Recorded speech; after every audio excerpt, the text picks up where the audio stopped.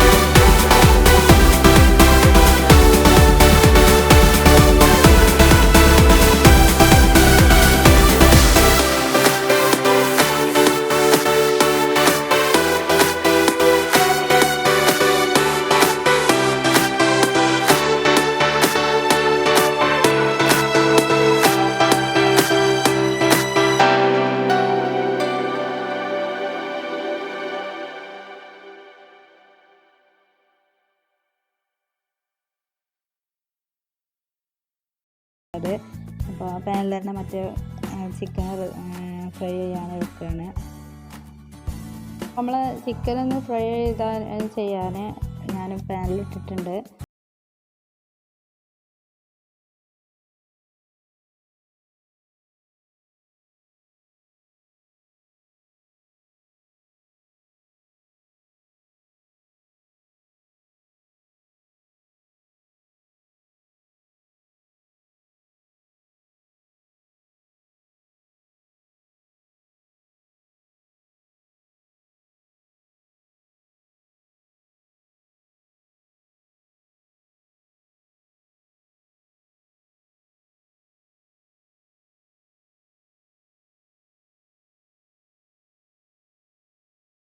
അപ്പോൾ നമ്മളെ ചിക്കൻ ഏകദേശമൊക്കെ ഫ്രൈ ആയി വന്നിട്ടുണ്ട് കേട്ടോ. അപ്പോൾ നമ്മളത് ഒന്ന് ഇളക്കി കൊടുത്താൽ ഒന്നും കൂടി പെട്ടെന്ന് റെഡി ആയിക്കോളൂ. അത് വിചാരിച്ചിട്ട് ഒന്ന് ഇളക്കി കൊടുക്കുക നല്ലോണം.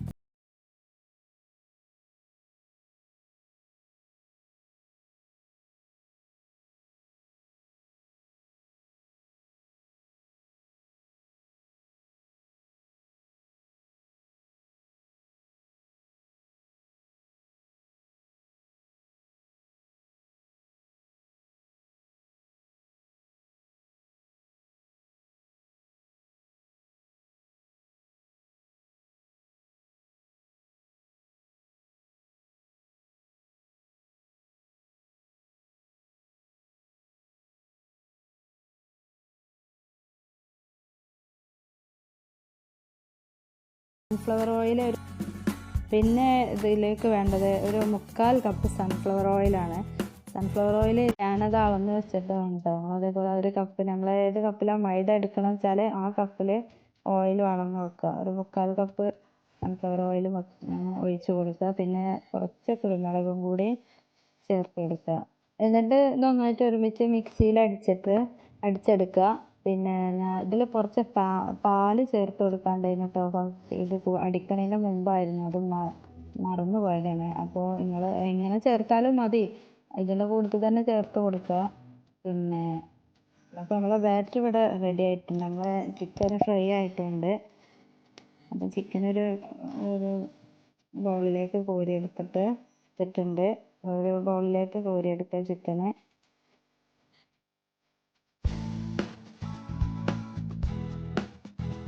ചിക്കന് വേണമെങ്കിൽ ചെറുതായി ഒന്നുകൂടി ചെറുതാക്കി വെക്കാം കേട്ടോ. കൈ കൊണ്ടൊന്ന് പിച്ചി കൊടുത്താൽ ഒന്ന് ഉഷാറാവും. പിന്നെ ഇപ്പം നമ്മളെ 3 കൂട്ട് റെഡി ആയിട്ടുണ്ട്. നമുക്കൊരു സോസ് പാൻ അടുപ്പത്ത് വെച്ചിട്ട് അതിലേക്ക് ഈ ബാറ്റർ ഒഴിച്ച് കൊടുക്കുക.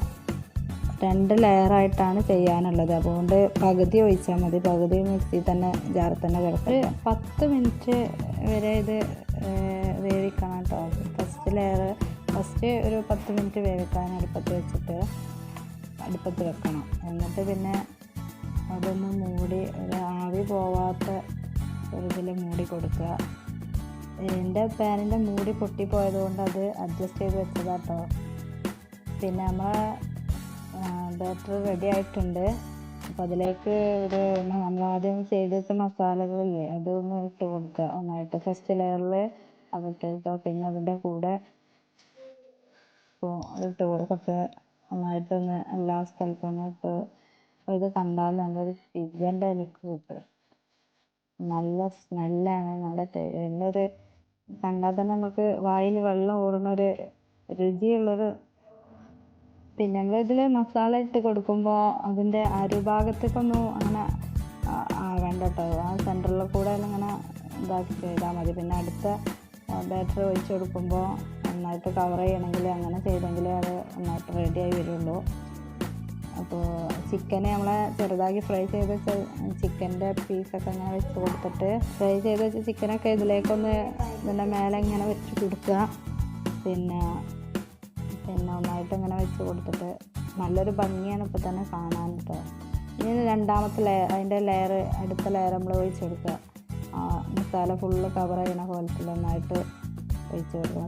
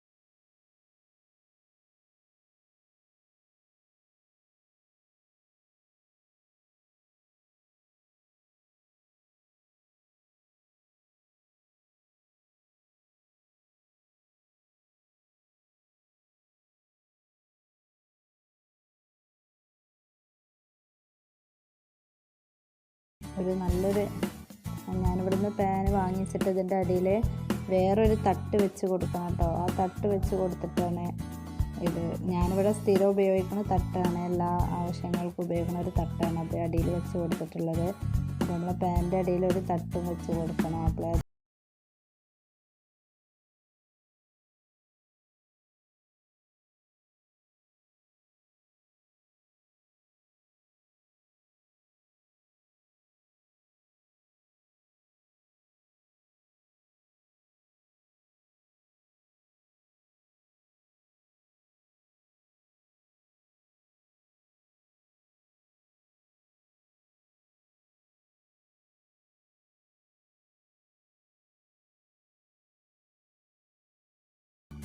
അപ്പോൾ നമ്മൾ ഇറാനി പോള റെഡി ആയിട്ടുണ്ട് കേട്ടോ.